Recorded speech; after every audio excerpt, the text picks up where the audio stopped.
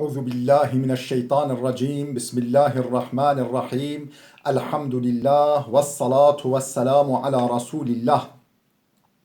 Değerli arkadaşlar, Ebul Berekat en-Nesefi'nin Medalikut Tenzil ve Hakaikut Te'vil adlı tefsirinden Bakara suresi 30-39. Ayetlerinin izahından 5. dersimizi yapmak üzere birlikteyiz.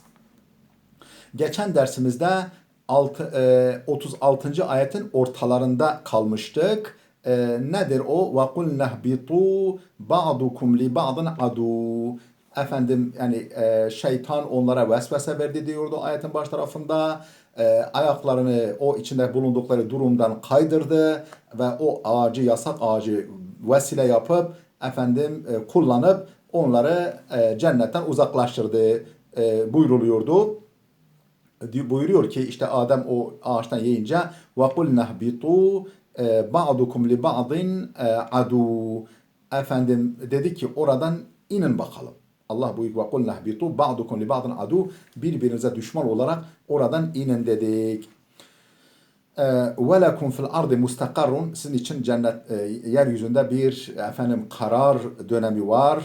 İlahin belli bir zamana kadar bir karar kılma, yerleşme dönemi var. وَمَتَعُنْ ilahin ve bir zamana kadar bir limite kadar sizin oradan istifadeniz söz konusu buyruluyordu meal olarak. Şimdi tefsirini okuyalım. وَقُلْ نَهْبِطُوا dedik inin. El-hubutu en-nuzulu ilel ardı. Yani ihbitu ve kul nahbitu inin yani yeryüzüne inin demektir. Yeryüzüne hubut edin, inin demektir. Vel hitabu li Adem'e ve Havva ve İblis'e. Buradaki hitap kimedir? Adem'e, Havva'ya ve İblis'edir. İnin hepiniz, üçünüz. Yani şeytan bu işe sebebiyet veren şeytan da onun dolmuşuna binen onun hatasına, onun vesvesesine kalan Adem'de, Havva'da hepiniz oradan inin. Vakile vel hayyetu. Yalan da hani güya yalanın ağzına girip cennete girmiş ya o rivayet. Tabi kıyle burada kıl kavli, kıl kavli. Yani kıl gibi zayıf görüş bu. Yani yalanın ağzına girmiş de cennete girmiş. Şeytan öyle bir görüş de vardı hatırlarsınız. Öyle de denmiş. Tabi bu görüşün zayıf olduğunu ima ediyor kıyle ile. Hani kıl kavli, kıl kavli. Yani kıl gibi zayıf cılız yani görüş. Vel hitabu li Adem ve Havva ve İblis. Yalan da var işin içinde. Görüşü de var. Ve sahihu li Adem ve Havva. Ama sahih görüşe göre Adem'e ve Havva'yadır. Yani şeytan da işin içinde yok. Peki o zaman niye çoğul ikiniz inin demiyor da hepiniz inin diyor. Çoğul kullanılıyor. Yani Arapçada biliyorsunuz tekil var, ikil var, çoğul var. Ama Türkçede tekil var, çoğul var. İkil de çoğuldur Türkçemizde. Yani ihbita dememiş de ihbitu denmiş. Çoğul kullanmış. Yani peki şeytan yoksa o zaman Adem ve Havva ikisi niye o zaman onlar hakkında ikil kipi kullanılmamış? Vakile tamam. Vel muradu peki amaç ne? Yani eğer Adem ve Havva'ya hitapsa huma ve zürriyetuhuma. Onlar ve onların sulbunda belindeki çocukları da. Yani siz hepiniz inin. Yani siz ey Adem ve Havva ve zürriyetiniz de yani sizinle beraber genlerinizde mevcut olan bellerinizde saklı olan zürriyetinizle neslinizle beraber inen. لأنهما لما كانا أصل الإنس ومتشعبهم جعل كأنهما الإنس كلهم. لأنهما çünkü onlar Adem ve Havva lemma kana olunca asıl insi bütün insanların aslı, atası ve muteşabbahum ve onların dallandıkları gövde muteşabbab yani teşabbüp ettikleri, dallanıp budaklandıkları iki ana gövde olunca o ikisi cu'ila keennehuma el insu kulluhum sanki bütün insanlar gibi kabul edilmiş ve çoğul bir zamirle, çoğul bir kiple onlara hitap edilmiş. İneniz anlamında. Ve yedullu aleyhi kavluhu teala. Peki bu görüşün sahih olduğuna delil var mı Kur'an'dan? Var. Kâleh bita minha cemi'an. İkiniz yani oradan inin hepiniz. Kâle ihbita inin minha oradan cemi'an yani birlikte oradan inin. Bak orada ikil kullanılıyor. Burada niye çoğul? Buna çoğul çünkü burada onların zürriyeti de kastedilmiş. Taha suresi 123. ayete ihbita diye geçiyor. İkil. Ba'dukum li ba'dan aduvun birbirinize düşman olarak el muradu bihi. Peki nasıl birbirine düşman? Ne demek? Ma aleyhin nasu minet tabagi ve taadi. Maalesef insanların bir olgusu var. Üzerinde bulundukları bir durum var. Ta Adem'in çocuklarından itibaren, Habil Kabil'den itibaren insanoğlunun üzerine bulunduğu bir pozisyon, bir durum var. Minet tabagi, birbirlerine haksızlık ve taadi, birbirlerine düşmanlık durumu. Yani birbirinize düşman olarak işte böyle birbirinizin gırtlağında kıyamete kadar böyle orada yerleşeceksiniz. Tebagi yani birbirine zulümkar olarak ve taadi birbirinize düşman olarak yani o birbirinize düşman olarak da değil yani bu pozisyonlarına işarettir diyor. Ve tadlili ba'dihim li ba'd birbirlerini tadlil etmeleri, birbirlerinin ayağını kaydırmaları, birbirini dalalete nispet etmeleri, birbirini itham etmeleri bu yani o gün bugün devam edip geliyor.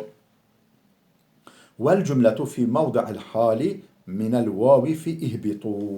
Efendim ba'dukum li ba'dan aduvun ifadesi tırnak içinde bu ifade efendim ihbitu'daki vav zamirinin halidir. Oradan inin nasıl bir halde inin? Birbirinize düşman halde inin. Anlamında.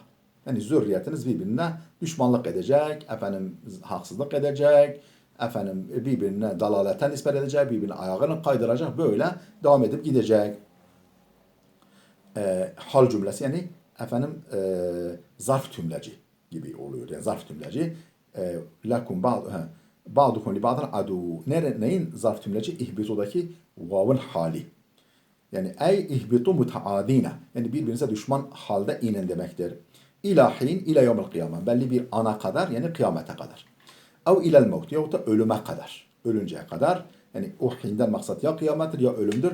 Kale İbrahim ibn Ethem. İbrahim ibn Ethem meşhur mutasavvuf. İbrahim Ethem demiş ki Evrethetna tilkel ekletu huznen tabilen. Evrethetna bize miras bıraktı. Yani tilkel ekletu o bir lokmalık yemek yiyecek. Yani meyveden yediler ya. O bir lokmalık yiyecek. O bir defalık yiyecek. Bize miras bıraktı. Huznen tabilen uzun bir üzüntü. Efendim Allah'ımızdan uzaklaştık. Efendim böyle onun yakınlığından uzaklaştık. Cennetinden uzaklaştık. O gün bugün efendim üzüntü bizden eksik olmuyor. Fetelakka Ademu min rabbihi kelimatin. 37. ayet. Adem Rabbinden birkaç kelime, birkaç söz edindi. Yani aldı. Ey istakbalaha bil ahzi vel kabuli vel ameli biha. Yani o birkaç sözü efendim almayla, kabulle ve pratiğe dökmekle karşıladı. Karşıladı, yani karşıladığı gibi aldı, kabul etti ve amel etti. Evet. Ve binasbi Adem ve raf'i kelimat Mekkiyun. Fetelakka Adem min rabbihi kelimatun da okunmuş. Yani Adem kelimesinin nasbi ve kelimat kelimesinin raf'i. Yani Adem'e kelimatun. Birisi üstün, öbürü ötreli. O zaman mana ne oluyor? Bu Mekki diye bir kıraat alimi bunu bu şekilde okumuş. Fetelakka Adem'e min rabbihi kelimatun. Efendim yani birkaç kelime, birkaç söz Adem'in karşısına çıktı. Adem'i karşıladı. Birkaç yani söz Adem'i karşılıyor. Adem sözleri algılamıyor, karşılamıyor. Onlar yani Adem böyle sanki Cenab-ı Hak onların önüne koydu. Rastlasınlar, efendim söylesinler de efendim tövbeleri kabul olsun. Ala enneha istakbelethu bi en belagathu. Yani bu hangi anlamda? Şu anlam üzere istakbelethu o birkaç söz onları karşıladı. Bi en belagathu yani daha doğrusu onu karşıladı. Yani ona ulaştı. Onun kulağına gitti.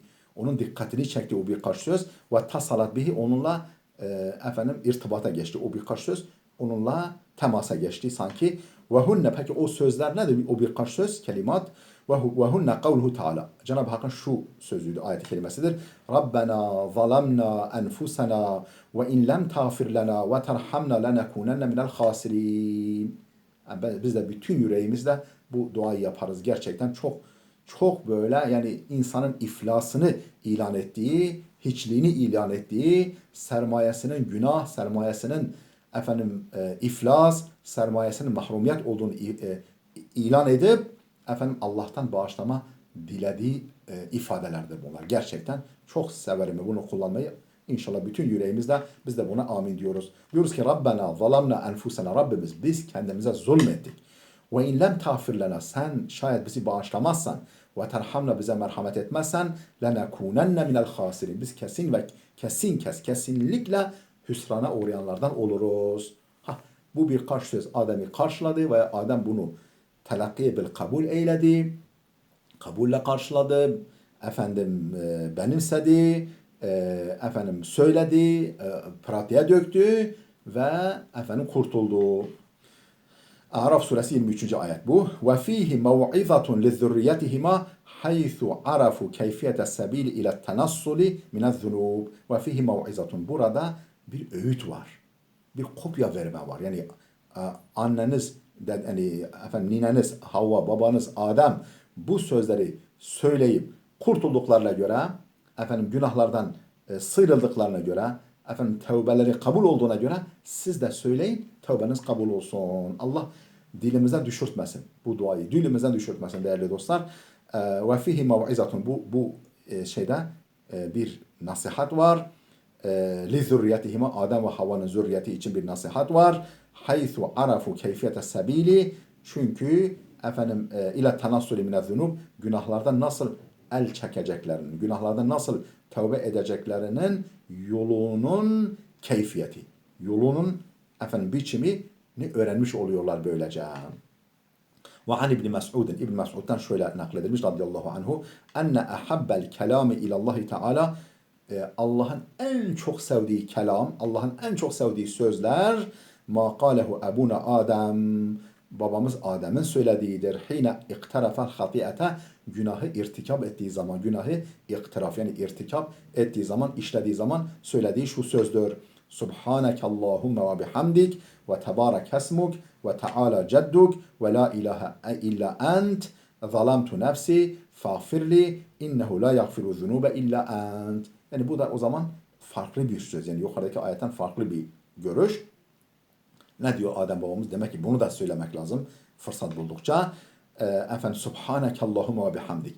Seni öve öve tenzih ederiz ya Rabbi. Ve tebarek esmuk. İsmin mübarektir, ismin yücedir. Ve teala cedduk, şanın yücedir. Ve la ilahe illa ent, senden başka hiçbir ilah yoktur. Zalamtu nefsi, ben kendime zulmettim. Fağfirli, benim için günahımı bağışla. Beni bağışla, günahımı bağışla. İnnehu, şu bir gerçek ki la yagfiru zunube illa ente, senden başka günahları bağışlayacak hiç kimse yoktur. Ve an İbn Abbas radıyallahu anhuma kal, İbn Abbas Hazretlerinden nakledildiğine göre o şöyle demiş. Kale, yani kal, ya Rabbi, yani Hazreti İbn Abbas'a nakledildiğine göre Adem babamız şöyle demiş.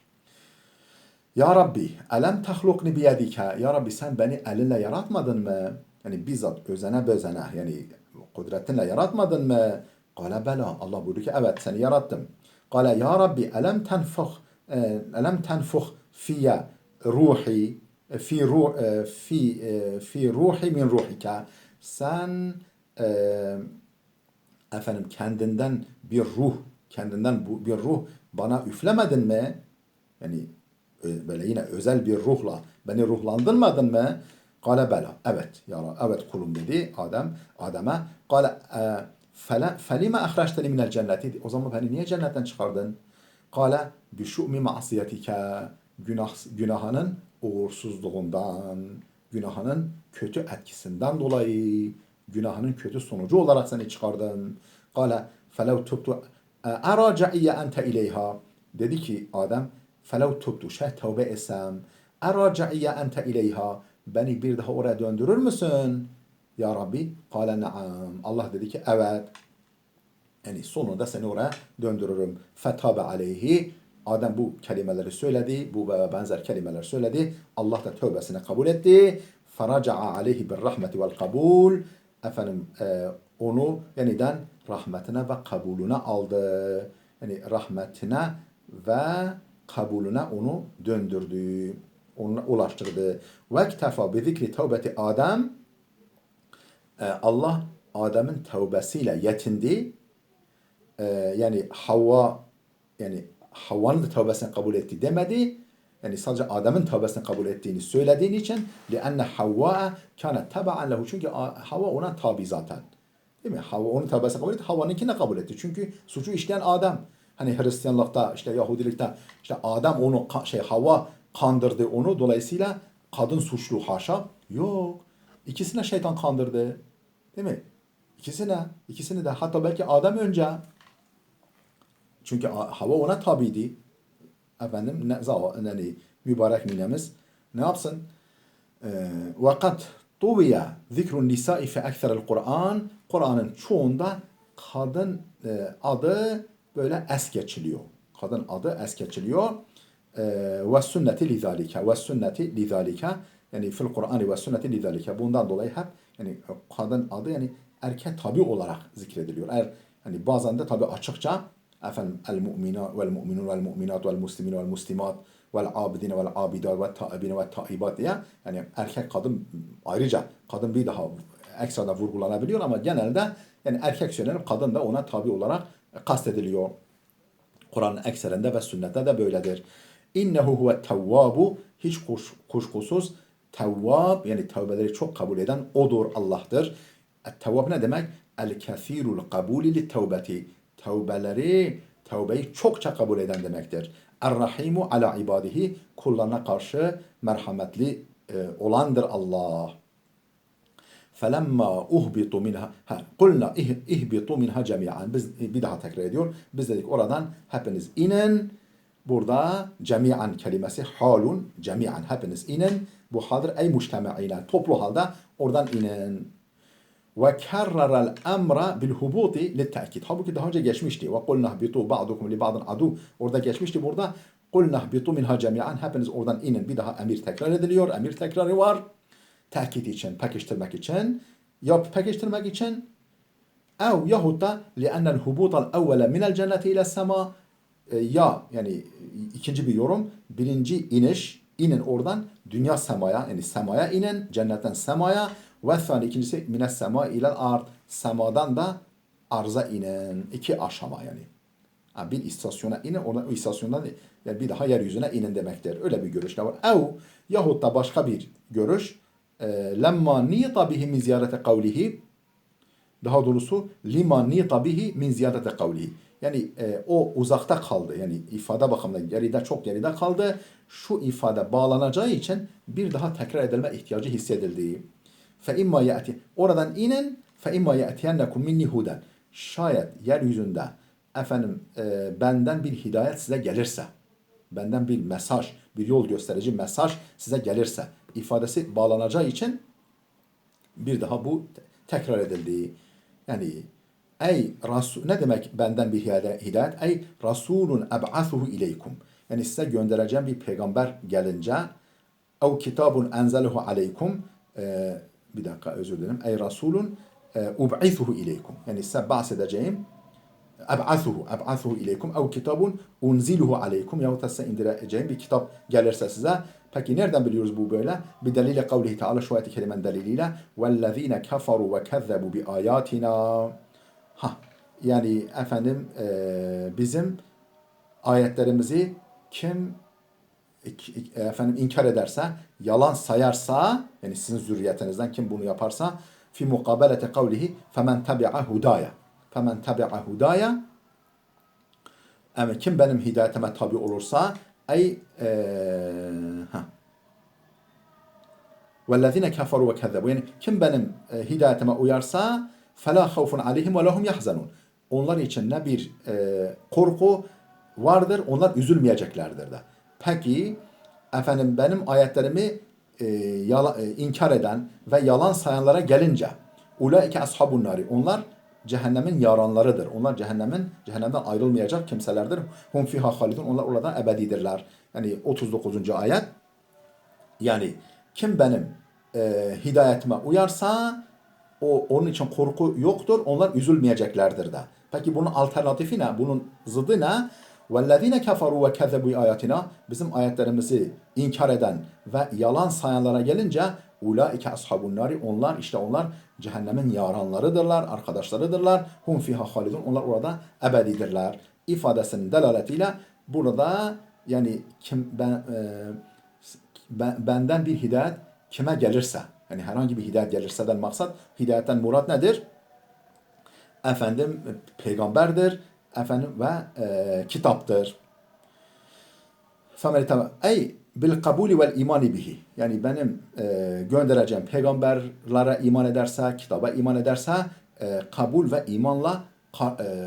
ve imanla karşılarsa, kabul ederse ve onlara iman ederse fela havfun aleyhim fil mustakbel.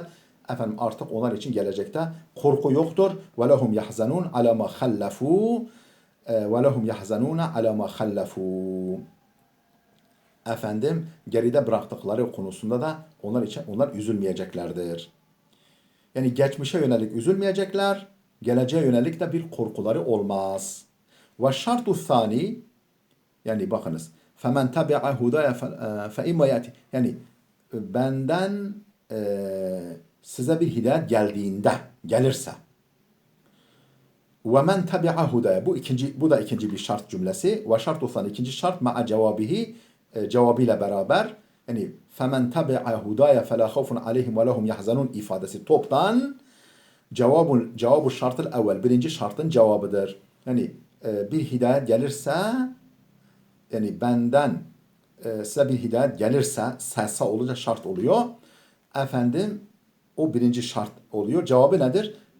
İşte kim benim hidayetime uyarsa onun içinde bir korku vardır.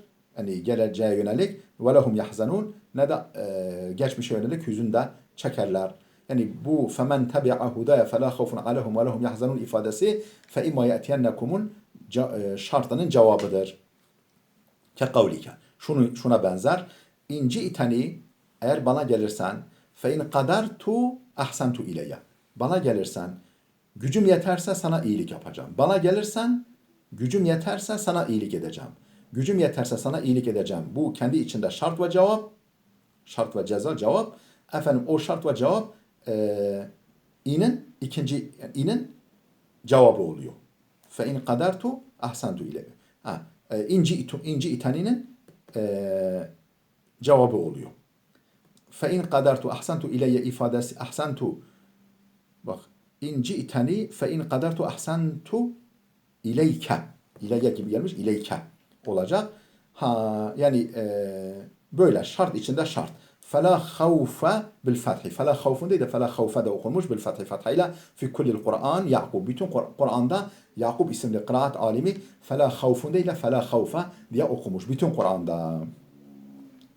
وَالَّذ۪ينَ كَفَرُوا بِآيَاتِنَا Bizim ayetlerimizi inkar edenlere gelince وَالَّذ۪ينَ كَفَرُوا وَكَذِبُوا آيَاتِنَا burada mubtedadır. وَالَّذ۪ينَ ismi mevsul sıla cümlesiyle beraber mubteda. وَالْخَبَرُ haberi ise ashabun nar. Onlar cehennemin yaranlarıdırlar.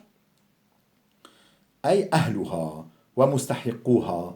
Cehennemin ehlidirler ve cehennemi hak edenlerdir. Vel cümletu fi mevda'ar raf'i haberul mubtada. Ulaike ashabun nari hum fiha halidun. Vellezine keferu kezzebû âyatina. Ulaike ashabun nari. Bu ulaike diye başlayan cümle raf konumundadır ve haberdir. Ani vellezine hum fiha halidun. Yani vellezine keferu ve kezzebû bi âyatina efendim hum fiha halidun. Vellezine keferu kezzebû âyatina ulaike ashabun nari hum fiha halidun. Peki vellezine keferu ve kezzebu bi ayatina ulaike ashabun nar hum fiha halidun. Onlar orada ebedidirler. Ne demek istedi? Vel cümletu fi mevda'ar raf'i haberul mubtada'i a'ni vellezine yani dediğim gibi arkadaşlar bu hum fiha halidun bu cümle müstenefedir bence. Cümle yani yeni bir cümledir. Hum fiha halidun. Onlar orada ebedidirler. Yani oraya girdiler. Peki çıkacaklar mı? Hayır. O gizli soruya cevap olarak onlar orada ebedi kalacaklardır. Değerli dostlar. Efendim burada bitti. Bu ayetler kesiti burada tamamlandı. Efendim başka bir ders münasebetiyle yeniden görüşmek üzere. Allah'a emanet olun.